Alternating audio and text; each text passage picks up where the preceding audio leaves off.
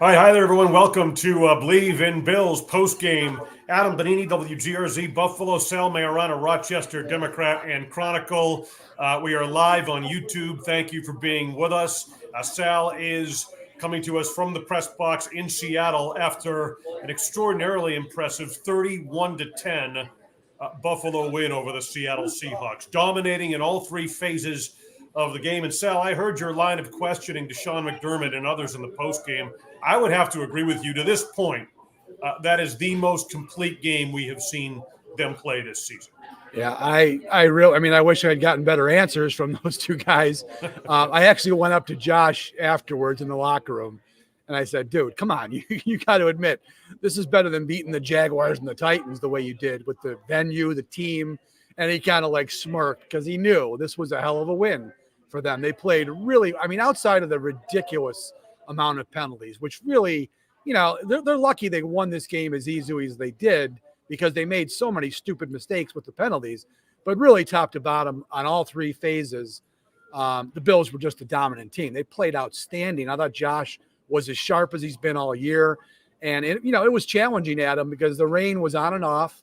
It was not a great day to be throwing the ball around. You saw him drop the fumble. That was strictly because of the wetness. So I just thought really from top to bottom, it was a great performance. Defense was, holy smokes, just fantastic. So, so whether they disagree with me or not, they would have to admit when they watch film on Monday that this was about as good as it can get. We're going to get into all of it now. The Seahawks played as self-destructive a game as I've seen in a long time, and we'll get into that. But I do think that Buffalo had a lot to do with it. Heck, the home team had a tougher time with the weather than the Bills did.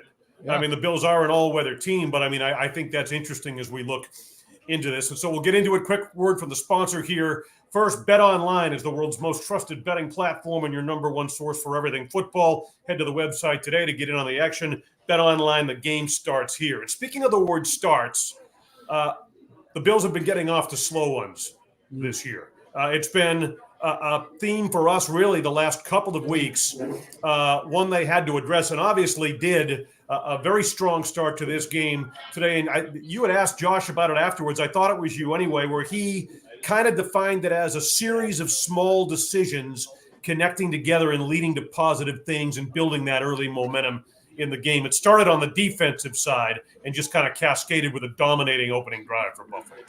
Yeah, they kicked off to start the game, which was, I think that's always a good thing for the Bills, Adam. Seriously, one of the key moments of every game is that stupid coin toss because, they won it last week and received the ball, and that didn't work out at all well. So when they kick off first, I always feel like it's a good start to the game because I'd rather see the Bills defense on the field first, establish field position, get a good 3-and-out, which is what happened today, and then you let the offense get going.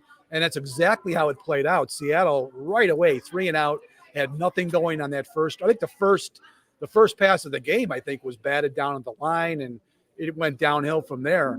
And then the offense came out there, and man, Adam, they overcame, I think it was 3 penalties on the first drive alone to go 91 yards. It ended up being a drive of like 115 yards when you count all the penalty yards they had to make up. I think they chewed up. It was close to 9 minutes, maybe on the clock. It was over 9 minutes. Yeah, it couldn't have been a better start to the game for the Bills. So yeah, outstanding start after some slow ones, like we talked about, that kind of bit them in the ass a little bit in a few games. All right, so they set the tone early, and let's get into the passing game here. Because look, Amari Cooper, 1 reception for 3 yards in the game. I think he was targeted all of 2 times. Yeah. All right. But we had talked about others kind of filling roles that were more fitted to their skill sets. Look at Shakir today, back and healthy. 9 receptions, 107 yards. Coleman, he's a whole separate subject. We could talk about his evolution. 5 for 70 in the touchdown. Dawson Knox, 2 for 50. Kincaid, 4 for 31 in the TD. So I think early in Amari Cooper's tenure, even though he didn't really register in a big way on the stat sheet, I think we're starting to see the effect in terms of the overall impact on this passing game on the road in some tough weather as effective as it was in this game. Yeah, I mean, I think you're absolutely right. I mean, he did not have a big target day. It was very quiet for him. But let's also remember he's still learning the offense. I mean, it's, he just got here 11 days ago or whatever. So give him some time. I mean, at home last week, I think they did try to feed him a little bit. Obviously, that first possession of the game, they tried to go to him. And I think they tried to get him involved a little bit more. But now I think it's going to be more of an organic process, right? The more he learns, the more he digests in the offense, the more he can get involved. And, again, you'd have to break down the snap counts at him and to see when he was on the field with who. That's why I always hesitate sometimes about, him being out there made a difference. Well, sometimes maybe he didn't. Maybe he wasn't out there on a bunch of snaps where Shakir had nice plays. But whatever, he's a great addition to the team. And I think he's going to get his opportunity, as we move forward here. But in this game, Adam, if it isn't perfectly clear to Bills fans by now, the most irreplaceable guy in the passing game, outside of Josh Allen, of course, is Shakir. The guy just catches everything thrown his way. He is, without question, their most important receiver. He's the guy they go to in all the key situations. And when I talk about key, Adam, it's not just the third down play where you throw it to him, he gets the first down. He gets them so many times when they're in a bad down and distance, like they were today with the penalties. He makes that play that gets that 10, 11 yards back and puts them in a more favorable situation. That, to me, is the mark of a guy who's really valuable. It isn't always the guy who's going to go 80 yards for a touchdown, right? Or CD Lamb, who's going to catch 15 passes. Guys like Shakir are what help you move the ball, maintain possession, especially on the road, and he was just great. The only ball he didn't catch today, Adam, was the one that was in the fourth quarter. It was batted down at the line of scrimmage. He would have caught it because it was a quick little short pass, but he was 9 of 10 for 107 yards. He's just a terrific player. Yeah, I'll go back. The only game he missed was Josh Allen, one of his worst games of his career, because he didn't have the security blanket. Well, I mean, so there's a lot of ways to really, when you look kind of in depth, to understand the contributions that Shakir makes. I agree 100%. I mean, he became Josh's most reliable receiver as the season progressed last year. Yeah, second half of the year, for sure. I mean, when it's thrown his way, he catches it, number one. As important as anything, in terms of where he's supposed to be and when he runs a route, he's where he's supposed to be on time, far more often than not, on a tremendously consistent basis. He understands defenses. I think he has a good mind, so he knows how to find the opening when he needs to. And then you referenced it as well. Yards after the catch. He's invaluable when it comes to that. And I think it was you in the postgame I heard ask the question, is he surpassed Cole Beasley in that respect? And while Sean McDermott won't necessarily say that, I'll say that he's there and maybe then some as far as his contributions to this offense. Yeah, the way I phrased it to Sean was it seems like he's becoming a better version of Cole Beasley. And then I went on to explain that they're very similar and that they're both short guys, fast, quick, catch everything thrown their way. But the difference to me, Adam, is that Cole Beasley would catch a pass, and a lot of times that was it, right? He wasn't great. Even though he had quickness, he wasn't always great at getting the yards after catch. He would go down a lot on first contact because he was so small, and he wasn't a real great tackle breaker, right? He just wasn't. Khalil Shakir does both of those things. He can get away from first contact, and he can break tackles and get yards after catch. And that, to me, is what the difference is. Sean didn't want to disparage Cole Beasley, and I get it. That was fine. But that's why I phrased it that way, is that, and I also will say this too. I didn't say this with Sean, but I wrote this in my observation. Another key part to this, Adam, is that when Beasley was here, remember, Josh Allen's ball placement was not great at that time. And a lot of times he would throw the ball and Beasley would have to make, a sliding catch or whatever, and he didn't have a chance to get yards. Now, Josh's ball placement is so much better, and he'll get the ball out in front to Shakir and any other receiver too. And that's what allows them to get the yards after the catch. He can throw guys open now, and he puts the ball in better spots where once they have it, they can do something with it. So that was the point I was trying to make. And of course, Sean was not buying any of it, which is fine because Sean rarely buys anything you sell. So, right. That's the way it is. Well, he's political when it comes to that, but I think he is. People who watch this offense and have watched this offense during Josh Allen's career see the exact point you're making and the results play out on the field. Let's talk about Coleman again. 5 for 70 and the touchdown. The last couple of games really from him, and we're seeing his growth as a rookie. I think his athletic ability, his ability to make those back shoulder catches, obviously, and to be physical in other aspects of the game with some of the blocking we've seen him do. I mean, you're seeing progress, measurable progress from him week to week now. Yeah, and you're also seeing Josh starting to trust him too, right? I mean, Josh talked about that in the postgame. The kid is working hard. He works hard in practice. He stays late after practice. There was the story last week when he was working with Douglas off to the side for like 45 minutes after practice. So he's putting in the work, which he had to do, because when he came to the NFL, when he came to the Bills, he was not a finished product by any mean, right? I mean, he just wasn't. He had a couple of things that he did well, but, speed's not one of them. Really, route running wasn't great in college, but he was really good in contested catches. That's what the Bills loved about him. So he had things to work on, and we really have seen that the last few weeks now. He is starting to make noticeable progress really in all parts of the game. The touchdown he caught, I hated the play on first down. They tried it on the other side. I just don't like that fade pass, Adam. I hate it. Unless you got a guy who's 6'6" and you throw it up. I just hate that play. And then they came right back to it 2 snaps later, and that time it worked. And it only worked because he made a hell of a catch. I mean, Josh put it up there, but the guy had good cover. I think it was Woolen, who's a good cornerback. And Coleman made a hell of a catch there. So, I didn't like the call. It had a good chance of being incomplete, but it wasn't because he made the play, and that was impressive. I want to make another point here, and sometimes people shake their head when I do. Even you sometimes, Sal. You've been known to do that from time to time.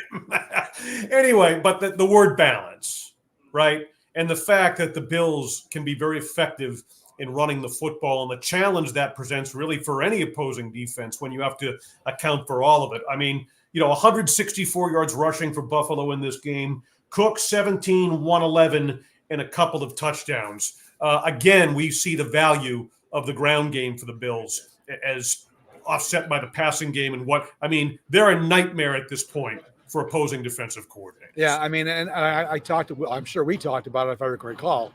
Running the ball was going to be important in this game. You're on the road. This is a tough place to play, even though the Seahawks' home record really isn't as impressive as you think it would be. They've actually been kind of a 500 team the last 4 or 5 years here. It's not quite what it used to be in the Legion of Boom days, but it's still a hard place to play. Josh said it was loud, and that helped that a lot of Bills fans were here, but it's a loud environment.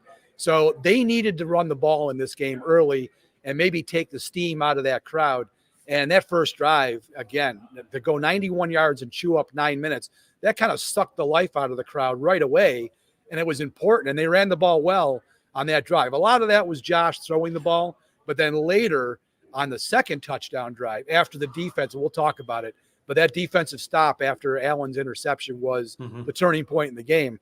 They took the ball there and went 93 yards, and Cook had a few really nice plays on that drive. And then in the second half, they just started they were comfortably ahead. They started feeding him, and Cook really, in many ways, he salted this game away in the last 2 quarters. Great game by him. All right, so let's talk about the defense. You just brought it up. That's where I was going to go next. Geno Smith, we had Lofa Tatupu on this week, former Seahawks linebacker, and he was talking about how he was head of the Geno Smith fan club. Yeah. Right? Now, I understand Metcalf's not in the game today. We should point that out. And that was big thing. It was a massive thing because he could not take – they didn't have the ability to take the top off the Buffalo defense, much like the pre-Amari Cooper version of the Buffalo passing game. I mean, that principle certainly applied today for Geno Smith and the Seahawks offense. Having said that, they hold NFL's passing leader coming in terms of yardage. They hold him to 212 yards. Seattle rushed for all of 32 yards in this game. And it started, like you said, Rousseau, I think, batted down 2 passes on that opening stop. But I mean, whether it be pass rush, secondary, all of it, Terrell Bernard out this week, obviously. I mean, when you talk about complementary football, and I know it's a cliche, but you factor in the performance of this defense today, it was the definition of it. It was on full display in this game. Oh yeah, this is Sean McDermott's dream game. I mean, it really was. They really did play complementary hand-to-hand football. And this defense, the first 2 possessions went 3 and out. Seattle couldn't get anything going. And then obviously the big turning point of the game, there's no doubt about it. When Allen threw that pick, they ended up getting the ball. He returned it back to the 7-yard line. It was 7-0 at that point, right? I think it was a 7-3. I forget. I've already forgotten. It happened 2 hours ago. I think it was 7-3. It is. It was 7-3. 7-3, right? So they're looking to go ahead there. And they tried to run the ball, which I perfectly understand. You got Kenneth Walker. They tried Walker once, Charbonnet once to get to the 1-yard line, 3rd and goal, and they give it to Kenneth Walker. Guy's a terrific running back. He really is. He's underrated because he plays out here in Seattle, and I think a lot of people overlook him. But that guy is a really nice player, and it was Russo and I think Dorian Williams that stuffed the 3rd down play. So now they go 4th and 1, and I mean, most teams are going to go for 4th and goal at the 1-yard line, especially at that point in the game. Hell, why not? And, the Bills caught a break. Let's face it. Yeah. Geno tripped over his center. He goes down. He was going to pass. And they caught a huge break. But you know what? You make some of your breaks, right, Adam? I mean, stopping those first 3 plays, put some pressure on the Seahawks on 4th down. They had to make the decision, and the Bills survived that. And there was no doubt. Even if the Bills hadn't gone down and scored to make it 14-3, I still think that would have been one of the big turning points of the game because it felt like the Seahawks, they just didn't know what the hell was going on. They'd had the ball 3 times at that point, and they'd just done basically nothing with it. So that was a big moment in the game. All right. Well, it's another flag-happy game in terms of the officiating, right? I mean, talk about something that'll keep either team from getting a rhythm established. It's that. But having said that, the Bills would be first to admit they've got to clean things up in terms of the penalties. Yeah. 13 for 85 yards. But you brought up Seattle. And the Bills did catch a break. I mean, and they had, I'm taking no credit away from Buffalo, but that was as self-destructive a performance as I've seen from a team. I mean, they leave they kicked a field goal. They leave 11 points off the board in those goal line situations. Yeah. Right. At key moments in the game, you have infighting on the sidelines, right? I mean, that was, the Bills took full advantage to their credit, but I mean, Seattle really just melted down in front of a national television audience today. It was a surprising performance by the Seahawks. I did not think that. And let's face it, the Metcalf injury really was a big one. It handcuffed their offense. They did not have that ability, like you said, to stretch the field and create some chaos in Buffalo's secondary. The Bills were able to do it. I don't even remember hearing Tyler Lockett's name called today.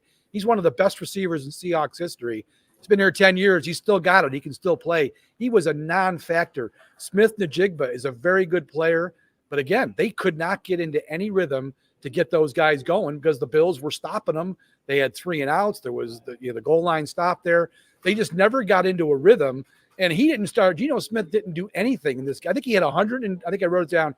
I think at the end of the 3rd quarter, he had 123 yards. And then he started piling up some garbage time in the 4th quarter. He ended up with I think he was over 200, but it was really a quiet, meaningless, however many yards he ended up with, because he never got into a rhythm. And that guy, he's one of these quarterbacks, Adam, I guess you could say it about all guys, but if you get him going in a rhythm, he can be dangerous because he's a slinger.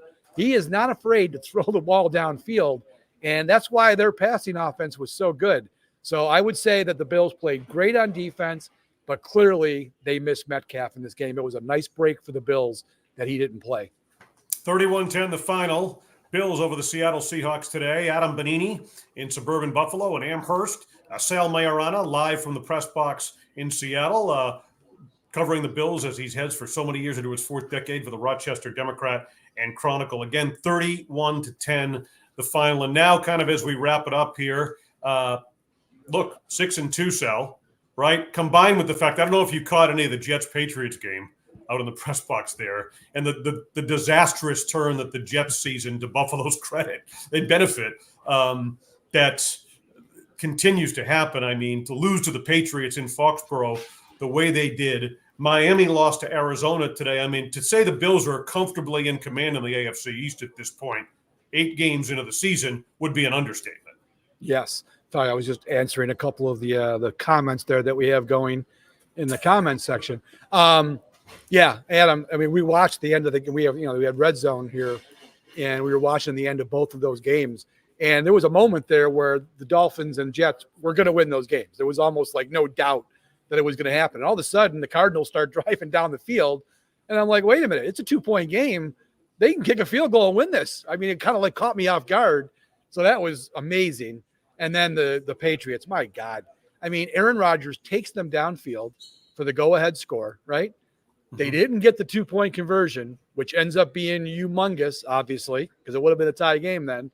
And then for the Jets defense to not be able to stop friggin' Jacoby Brissett and that lame Patriots offense, that is embarrassing. The Jets are in massive turmoil. They're 0-3 with their new coach, right? Great move, firing Robert Saleh. That really lit a fire under their ass. So, yeah, the Bills have now, what is it? It's a 4-game lead plus the tiebreaker on the Jets, 3.5-game lead on the Dolphins plus the tiebreaker, and they're coming to Buffalo next week. This division could be clinched by Thanksgiving. If they keep going like this, could be Thanksgiving, it could be over. Which, I mean, I think you and I both would agree we did not expect that. I thought the Jets were going to be a problem all year, and I thought Miami would be, with Tua back and their offense the way it is, I thought they were going to be a pesky problem. Hell, I picked Miami to win in week 2. That looked really good the day after. I mean, I thought they were going to be good, and they're just not. So the Bills are sitting pretty. This was a gift today. They were playing with house money today, and they still managed to get the win, an easy win. So really impressive for sure. We thought they were going to be very much challenged in this division, given all of it's twofold, the answer to that. I mean, we've seen what's happened. The Jets are off the rails, right? And even independent of Tua's unfortunate concussion, the Miami Dolphins were not, we're not the team that people had hyped them to be early on in the season, and the Patriots are the Patriots at this point. So, but we've also seen that the Bills answer a lot of these questions that everyone had about them during the course of the offseason, of the changes and moving on from Diggs and all those things, and the impact of the injuries or whatever. And this game today was probably the best example of the progress they've made in the growth and the maturation we've seen from a team and a roster that's been in transition. That's my big picture takeaway from not just from this game at all, but the 6-2 start in general. So, I mean, would you have predicted 6-2? No. I mean, be honest. With the schedule they had, with 5 of these games on the road to start, and really, they opened at home. So it's been 5 of the last 7 games have been on the road, 4 of them in prime time. I would never have expected 6-2. I was saying 5-3 would be a hell of an accomplishment for the Bills with this schedule, and to be 6-2 and where they are in the division, I think that is a tremendous bonus and really a tremendous achievement by this team. Now, with a chance to add to it, with the Miami Dolphins coming to Orchard Park next week, then a trip to Indianapolis, and then the game that everyone's going to watch is kind of the regular season litmus test, if you will, the Kansas City Chiefs. Before the Bills hit their bye week. So, hey, we got 29 people in this chat, Adam. Yeah, it's great. We love it. We got to promote this, though. We got to promote it before we go on air to get these numbers up. That's right. Hey, listen, live on YouTube. Find us? How did they find us? It's YouTube, Sal. Yeah, I know, but did you tweet something out to let them know we were doing it? We got to do that. We got to get on the ball here, Adam. I like it. Yeah, I like it. I like it a lot. People in here now. We appreciate people tuning in on YouTube, logging on. Listen to the podcast. Go ahead. Let's bang that drum right now. We got to get the listens. Right? Podcast numbers. We got to get the podcast numbers. 3 times a week, typically, as we are right now, after the game. And this will record over as the podcast post-game coming out of Seattle. Typically, Media Wednesdays. That'll be the case this week with the very latest. Injury report out, every aspect covered. And then Friday with a guest to preview that week's game as well. Believe in Bills, Believe Network. We thank you for being with us. We are excited as we continue to grow here. And, of course, you can see every one of these embedded in every one of the great Sal Maiorana's articles in the Rochester Democrat and Chronicle. So, we're multimedia, man. This thing is everywhere. Yeah. But we really appreciate it. This season continues to pick up steam for the Buffalo Bills, a 31-10 final out at Seattle today. So for Sal Maiorana, Rochester Democrat and Chronicle, he's about to get to his report card as we speak right now as we wrap this up here. Again, safe. I hope your trip back from Seattle is less eventful than the one out there. Yeah, and I just changed my flight. I'm going home 4 hours earlier, so hopefully it works out. All right, fingers crossed for you, man. I am Adam Benigni. Full recap on this game once again. WGRZ TV Sports Talk Live Monday night, 7 o'clock, Channel 2 in Buffalo, along with Vic Carucci and John Scott. Once again, 31-10, Bills over the Seahawks final. Thanks for being with us live on YouTube and here on Believe in Bills.